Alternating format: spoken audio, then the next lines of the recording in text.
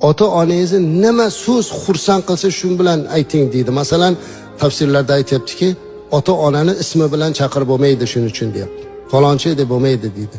Eng yaxshi ko'rgani otajonim, onajonim, volidam, qiblagohim, qaysi so'z yoqsa shu so'z bilan chaqiring. Chiroyli muomala qiling. Ularga ovozingizni ko'tarmang deyaptilar. Azizlar, hammamiz ham ko'chada ko'p yuramiz. Ulfatchilik, o'rtoqchilik, ziyofatlar. Bu ziyofat tugamaydi. Bu ulfatchilik tugamaydi.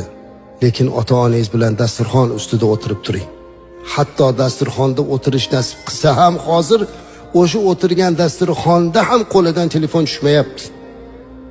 Ota o'tiribdi, ona o'tiribdi, bir suhbat qilgisi keladi, bir sog'inadi, bir bolam bilan suhbatlashay deydi, lekin bolani qo'lida u telefon tushmaydi.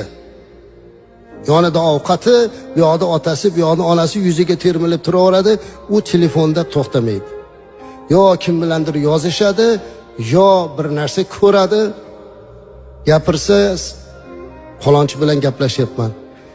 Siz kimnidir ranjitib qo'ymay deb molingizga do'st bo'lganda xafa qilmayman deb gaplashyapsiz, lekin qarshingizda turgan ota-onangizni ranjitayotganingizni bilmaysiz. Ular bilan o'tirib turish kerak aslar. Ular bilan gaplashib turish kerak.